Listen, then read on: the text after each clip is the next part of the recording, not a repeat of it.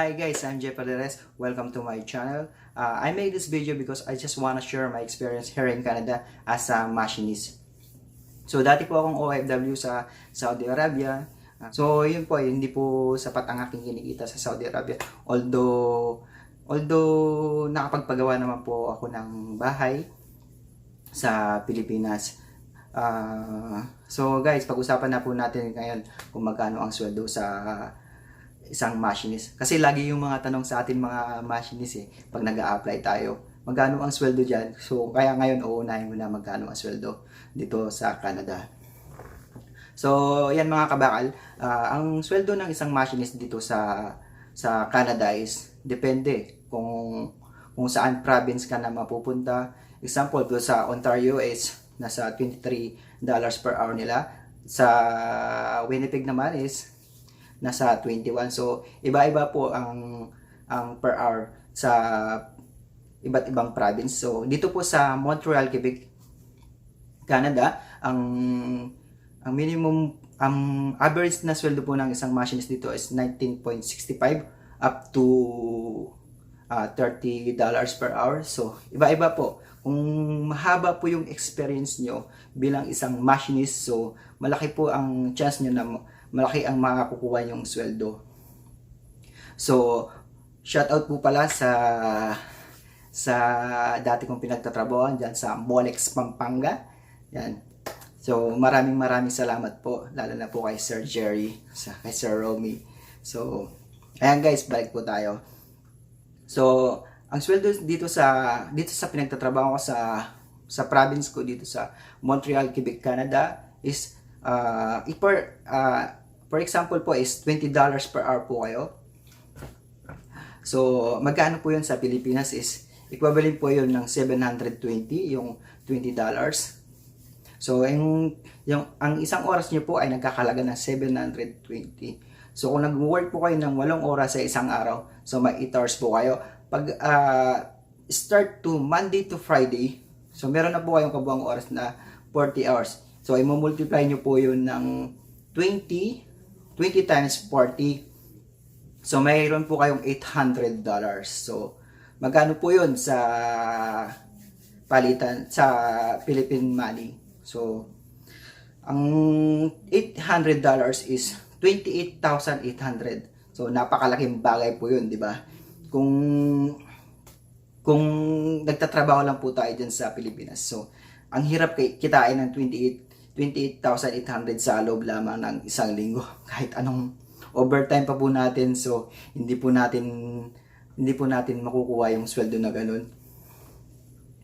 So ayun po, $28,800 ang per week mo kung meron po kayong 40 hours.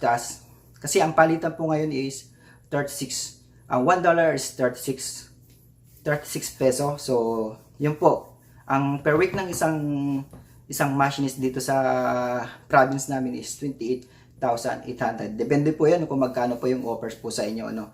So, about po pala sa sweldoan, mas maganda po kung every week lang po kayo. Every week po yung sweldoan. Bakit? Kasi kung every week po kayo, mas maliit po yung tax na ibabawas sa iyo.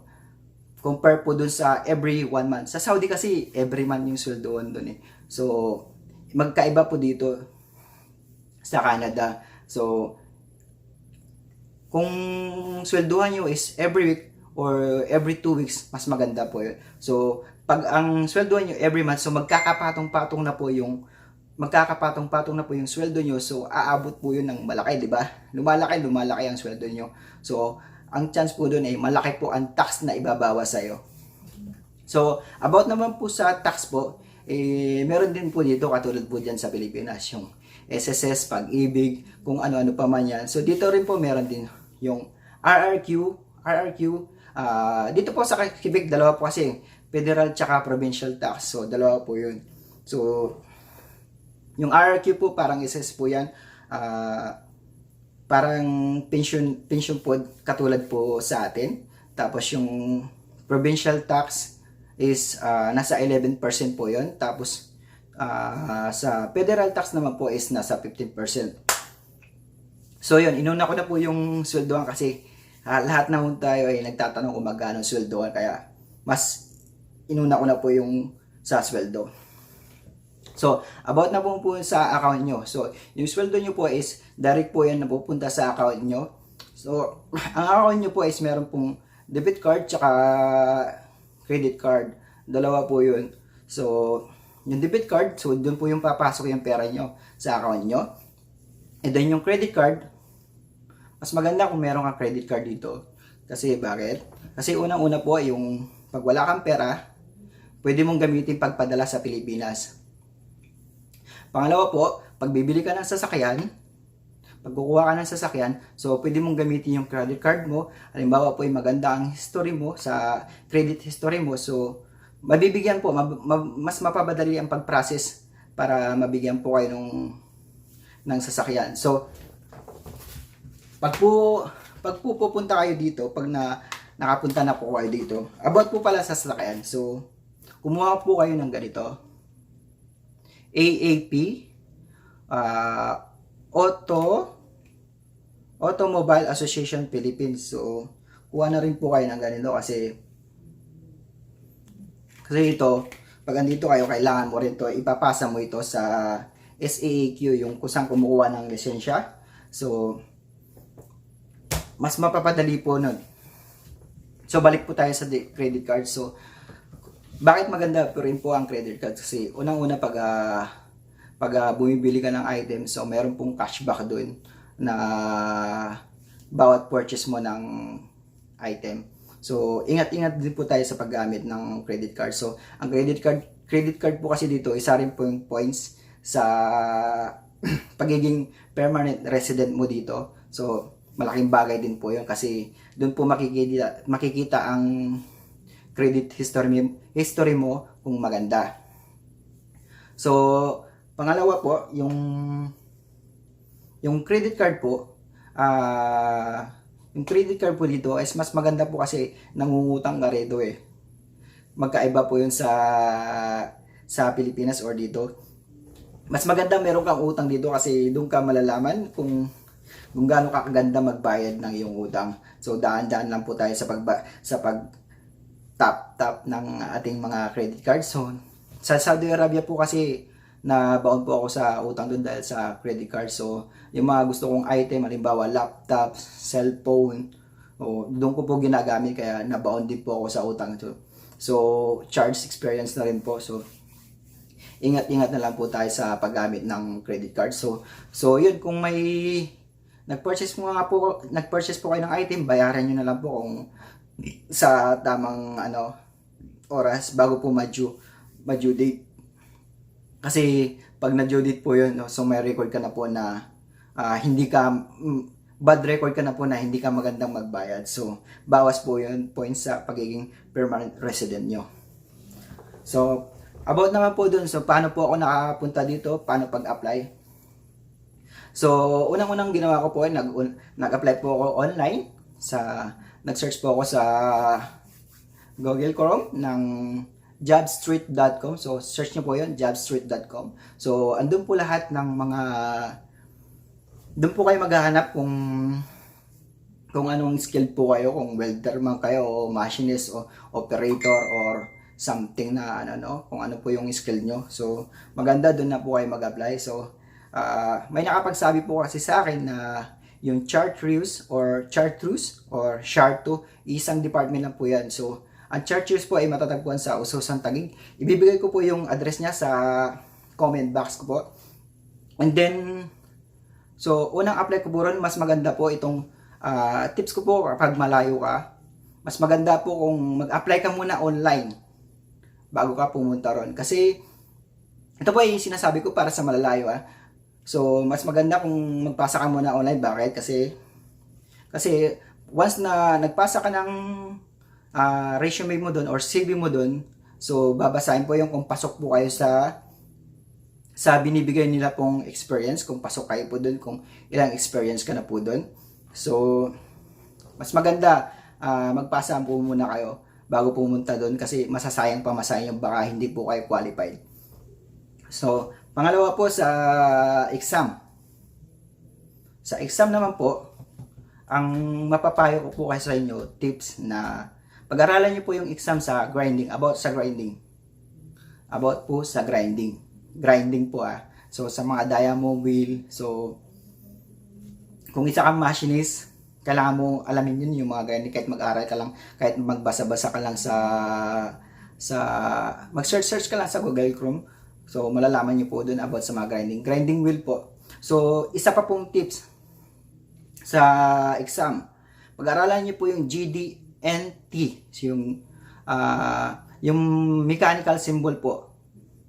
Mechanical symbol po yun ang isang mechanical. So, isa din pong exam yun para makapasa po kayo. So, sa Chartreuse po at saka sa Sharto, shoutout po sa Sharto po agency. So, isang building na po yun, Chartreuse at saka Sharto. So, sa lahat po ng Sharto staff po, shoutout po pala kay Ma'am Trina. Maraming salamat po na pinalayas nyo po kami sa bansang Pilipinas. At nakarating po kami dito sa Canada. Maraming salamat po sa tulong nyo. Dahil po sa inyo ay nabayaran ko na po lahat ng utang ko sa Pilipinas. So, kahit po ay shoutout din po kay Sir Ryan, kay Sir Harvey, kay Sir Miko, kay Ma'am She. So, maraming salamat po. Tsaka sa Churchless po pala, isa po palang tips to. Kapag Bosconian ka at pumunta ka doon kay Sir PG sa Churchless sa baba ng building, so sabihin mo lang na isa kang Bosconian. So, i-guide ka niya, o tutulungan ka rin paano ang pag-proper process kung saan ka po, yung experience nyo, saan ka qualified. So, halimbawa po, yung experience nyo is 1 year and 2 years. So, for example po, yung nasa edad pa po kayo, o yung fresh graduate pa lang po kayo, at meron kayong experience na 1 year or 2 years, so, pwede nyo po ang applyan ang papuntang Japan. So choice nyo po yun. So, mas maganda maging training ground nyo sa Japan kasi isa rin po yung kinukuha dito sa Canada. So, about naman po sa 5 years experience, so, yun nga po dito sa Canada. So, usapang exam po tayo, yun po, yung sa grinding wheel at saka sa GD&T, sa mechanical symbols, pag-aralan nyo po yun. So, nag-start po ako ng exam doon is 1 o'clock ng hapon, 1 p.m. hanggang 3 o'clock kasi ang dami pong exam, gaano kakapal yun. So baunin nyo na po lahat ng nalalaman nyo.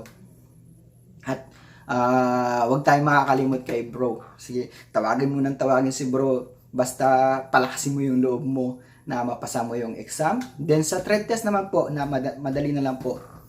So sa trade test naman po, kailangan, pag nakapasa na po kayo sa exam, so sa trade test naman po, kailangan maaga po kayo ang dating yun. Sa akin kasi, ang sabi sa akin kasi, na maaga kang dumating dun para sa pagte-trade test pa lang, yung employer mo, pag andito ka na sa Canada guys, so mas maaga, gusto nila mas maaga ka dumarating dito. Yung pangit po kasi yung lagi tayong late. Alam mo naman mga Pilipino, laging late. So, mas maganda pag-aralan mo na lagi kang nauna o hindi ka nalilate. So, sa trade test po, 10 po kaming nag-trade test. So, na-experience ko po yung sa dial po. About po sa dial and then sa pag-align. So, madali lang yung trade test po sa akin. So, hindi naman po maselan yung employer ko. So, trade test po, yung Porjo, i-align ko lang po yung dala-dala niyang shop. So, yung workpiece. Pagkatapos po nun, i-align ko po yun sa dial na. Yung dial niya, dala-dala niya yung dala-dala niyang dial is Imperial. Imperial po yung dala niyang dial. So, tens, tsaka thousand. So, mas maganda pag-aralan nyo na po yun, yung tens, 100,000. So, I think yung dala niya po is nasa 10,000 na dial. So, ganun po yung kahigpit nila sa pag-align sa manual machining. So, hindi po lahat ng trade test ay ganun. So, nag-trade test po kami sa Cavite. Sa EPSA po yata yun. I think sa EPSA po yun. So, So, nakakakaba kasi, ang experience ko kasi, andun po kami sa harap, tapos marami pong nanonood sa amin. So, andun po yung kaba. So, tawag lang po ako ng tawag kay bro na sana bigyan niya po ako ng lakas ng loob para maipasa ko po yung trade test na po yun. So, sa mabuting palad naman po ay pumasa po ako. So, hindi po lahat ng trade test po ay ganun. Yung kasama ko po, na experience ko po kasi is nag-trade test siya about sa trading, tamang pagsukat ng micrometer. So, Imperial po lagi yung gamit nila dito. So, merong MM pero bihira lamang. Mas maganda kung pag-aralan mo yung Imperial, so English.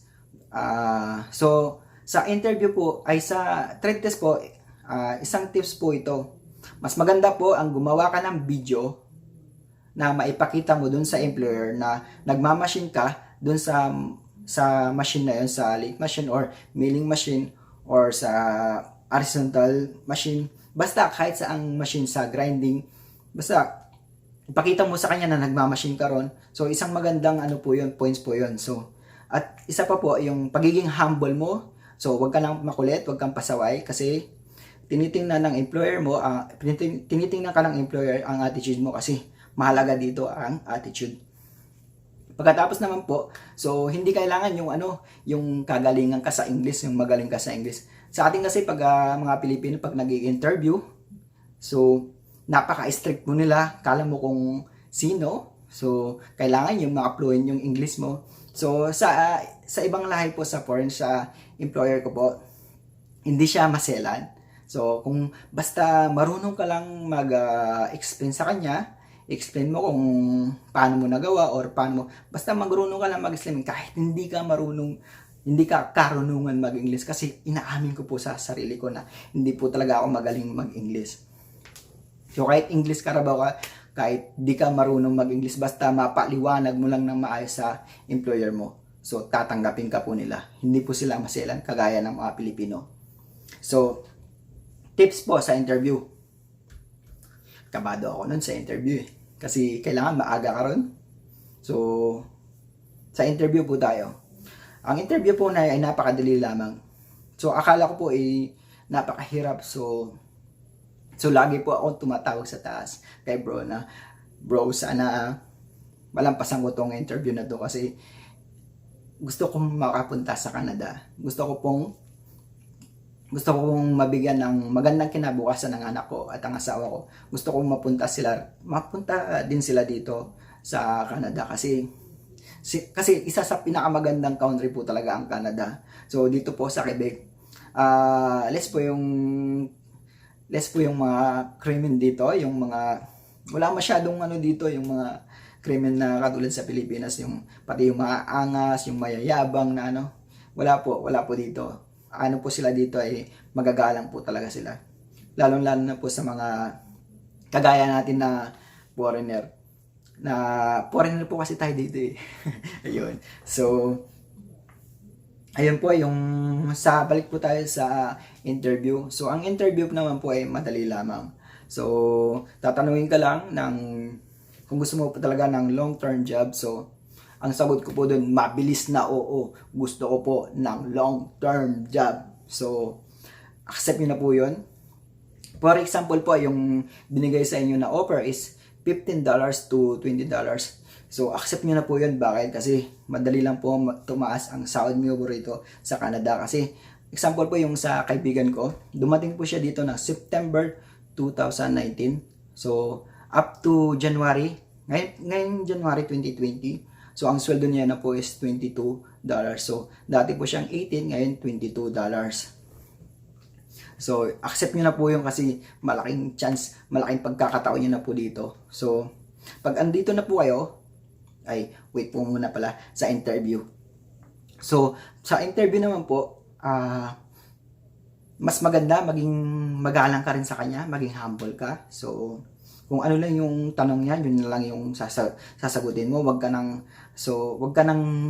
paligoy-ligoy pa. Direct mo nang sabihin sa kanya yung sagot. Tapos maging humble ka, maging mabait ka. So wag ka nang maging mayabang. Kasi baka ma-overqualified ka, mas magaling ka pa sa kanya. So, hindi ka na matatanggap. So mas maganda pa rin po magiging humble ka. So, sa pagiging interview naman po, try nyo pong pag-aralan paano hawakan, tamang hawak ng micrometer, correct position po. So, ipapaliwanag ko po sa inyo sa video ito kung paano po yun. So, ito nga yun mga kabakal, yung micrometer. So, kung napapansin nyo pong anvil at saka spindle, so, mapapansin nyo po sa gitna yung measuring pieces. So, bago nyo po simulan ang pagsusukat, so, maaari punasan nyo po muna ng tela o panyo o anumang bagay na meron kayo. Pwede rin tissue para bago nyo gamitin nasa tamang sukat po ang yung micrometer. So, kung nakikita nyo po yung ratchet, stop, tsaka yung timbal. So, ang hintuturo nyo po at tsaka hinlalaki, sila po yung magko-combination dyan. So, yung hinlalaki, nasa timbal, at yung hintuturo nasa ratchet stop. So, sila po yung mag-a-adjust kung maghihigpit or magluluwang kung meron kayong susukatan. So, ito po, may papaliwanag ko po sa inyo yan. So, ganyan po. So, nakikita nyo po yung hinliliit ko. Nasa loob po na ng measuring pieces ng micrometer. Pwede nyo rin po gamitin dyan yung palasinsingan nyo. Kung medyo malaki na po yung micrometer.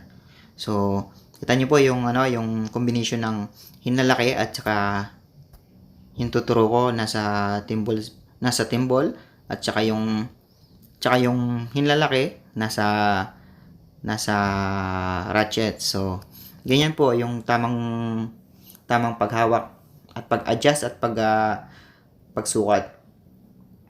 So, sana nakatulong po sa inyo ito. Baka ma-experience nyo ito lalo na sa interview sa manual machining at saka sa CNC machinist. So, yan guys, mga kabakal. Sana makatulong po sa inyo ito. Pero hindi po lahat ng interview ay ganito So, sa akin lang, na-experience ko lang yung interview na ito sa pag-alis ko dito papunta dito sa Canada. So, mga kabakal, yan po. Salamat. So, yun nga po guys, nakapasa po ako sa interview. So, pagkatapos ng interview, so parang nanalo po ako sa loto kasi permahan na po kaagad ng kontrata po noon pag pumasa po kayo sa interview. So, akyat po kayo dun sa share 2. So, permahan na po yun ng kontrata. Pagkatapos po ng permahang kontrata, so, malaking pagpapasalamat ko kay bro na pumasa ako kahit ako'y hindi kagalingan mag-English. So, tinulungan niya para ako na ipasa. So, andito na po yung kontrata nyo, kung magkano yung sahod nyo, kung magkano ang per hour nyo. So, yun po. Pagkatapos naman po nun nasa medical. So, ito po yung medical. So, bibigyan ka po ng mga staff dyan sa Share 2. So, bibigyan ka po kung anong gusto mo, kung saan mo gusto magpa-medical. Sa St. Luke po is, ang medical na nabanggit sa akin is 10,000 po yata yung babayaran nyo. So hindi ko po kinuha yung dahil mahal. So, pangalawa po yung IOM. So, ang IOM, International Organization for Migration. So, yun po yung pinili ko kasi tested naman po siya for migration dito sa Canada. So depende pa rin po, depende pa rin po kung saan nyo gusto po. Ano po yun. So, bago po kayo magpa-medical, so, kailangan nyo rin po ng appointment. So, magpapa-appointment po muna kayo. So, pagkatapos nyo po magka-appointment, so, punta po kayo dun sa, alam ko po sa Makati po yun. So, ibibigay ko rin po sa comment box ko po kung saang lugar po yun. Ibibigay ko po yung address kasi hindi ko na po matandaan sa sobrang tagal na po. So, magwa 1 year na po kasi ako dito kaya hindi ko na po matandaan. So, pagkatapos po, andun na po kayo sa IOM, magdala po kayo ng, wag niyo pong kakalimutan ang passport, passport po at saka magdala po kayo ng isang valid ID. So, yung valid ID is iiwan nyo po dun sa baba. Kukunin po ng guard. Ang alam ko po sa IOM, kung hindi po ako nagkakamali, sa building 15 siya. Sa 15, number 15. So, pagdating niyo po doon, makikita niyo po yung guard nasa harap. So, kukunin niya po kung check na po doon kung andun yung pangalan niyo, kung nakapag-appointment kayo. Pagkatapos niyo po doon sa IOM, sa loob, papasok po kayo doon. Punta po kayo agad sa front desk nila. So kukunin po yung number mo at saka yung passport mo. So, after po nun, pipicturean ka po nila. Pagkatapos mo ng picture po nun, magbabayad ka po sa cashier. So manual naman po yung cashier nila doon, yung mabait naman. Madali lang naman po. So, ang babayaran mo sa cashier is 7,000. Pagkakalam ko po, pagkakatanda ko, 7,000 peso. So, yung 7,000 po ay ang ano po pala, yung medical is libre. So, yung medical babayaran mo po muna pero ililes po yun ng share to sa mga nagastos mo. So, pagkatapos po ng medical, so magpa-file ka na po na mag-aaral ka ng French language. So, magkano nga ba ang babayaran mo sa pag-aaral mo ng French? Ang babayaran niyo po is, alam ko po kasi yung complete package kayo yung 40,000. So napakababa na po yun compare mo sa iba. So yung example po kasi yung kasama ko galing po siyang Singapore, nag-direct po siya papunta rito. So mahal po yung binayad niya, umabot po siya ng 200,000 peso. So napakababa na po ang binabayaran natin. Kung nakapasa ka man, napakababa na po yung babayaran na 40,000 po yun. So, kung wala ka man pera, so, hindi naman si Ma'am Trina. Joke. So, yun po. Sa 40,000 po yun, mababawas po dun yung medical mo at saka yung mga dinaon mo. So, malilis mo po yun. Magiging mababa pa po yung babayaran nyo. Pagkatapos po ng medical nyo, at nag-aaral po kayo ng French, so darating na po dyan si Lamia. Yung tawag po kasi mga usap-usapan namin doon, Lamia. Pero yung spell niya po, L-M-I-A. So, yun po kung hindi po ako nagkakamali ko. So, kung nagkamali mo ako, i-comment nyo na lang po sa comment box. Libre light po kung ano po yung nasabi ko. So, pagkatapos po ng Lamia, darating na po dyan si CAQ. So, Certificate Acceptance of Quebec. So, ito po yung request. Ito po yung request para sa yung working permit para dito sa Canada at saka health insurance. So, napaka-importante po talaga nito. So, pagdating po nito, yung CAQ, so biometric. So, pagdating po ng biometric, pagtapos po ng CAQ, biometric. So, ito po yung biometric. Ay, tika muna po pala. Balik po tayo dun sa IOM, sa medical. Kapag ikaw ay may problem sa lungs, or mas maganda nagpa-medical ka ng maaga. Bakit? Kasi doon mo malalaman kung may problem ka or wala. Mas maganda po yung nagpapa-medical ka ng maaga kung may problema ka sa lungs. So, magagawan pa po ng paraan yun. Kasi na-experience po namin yung kasama po namin, yung mga kagroup ko sa Sunday Group Mission 10 na paalis na po dito, saka lang po siya nagpa-medical. So, pagka medical niya, may tama po pala siya sa lungs. Hindi niya po alam. Alam niya po healthy siya, kaya hindi po siya agad nagpa-medical. So, yun ang pagkakamali niya. So, hindi na po siya nakapunta rito. So, iwasan po natin yung mas maaga, mas mainam. So, sa biometric po yun. Ito po yun. Sa biometric. So, mas maganda kung pumunta ka ng maaga doon. At unang-una magpa-appointment ka muna. Mas maganda kung pumunta ka ng maaga ron. So, yung biometric po is, ito po yung temporary resident application nyo po, yung TR. So, kailangan nyo rin po ito.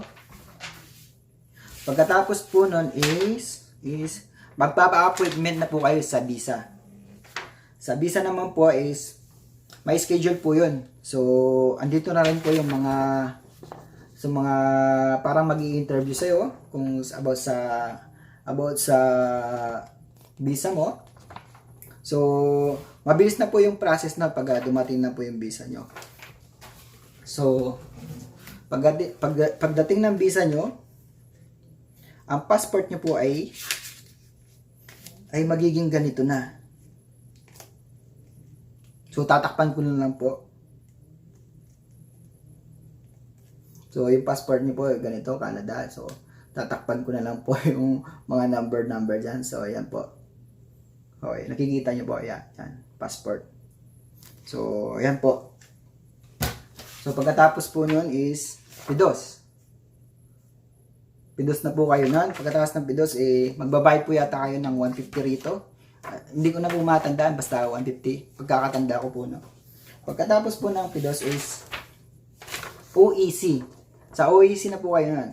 So, pag nakuha na po na yung OEC nyo, Overseas Employment Certificate, so pag nakuha nyo na po ito, malapit na po kayo talagang umalis. So maghanda-handa na po kayo kung anong mga bibilin nyo kasi kinabukasan o 3 days, aalis na po kayo yan. Promise ko po, wala pong 1 linggo. So, makakaalis na po kayo talaga.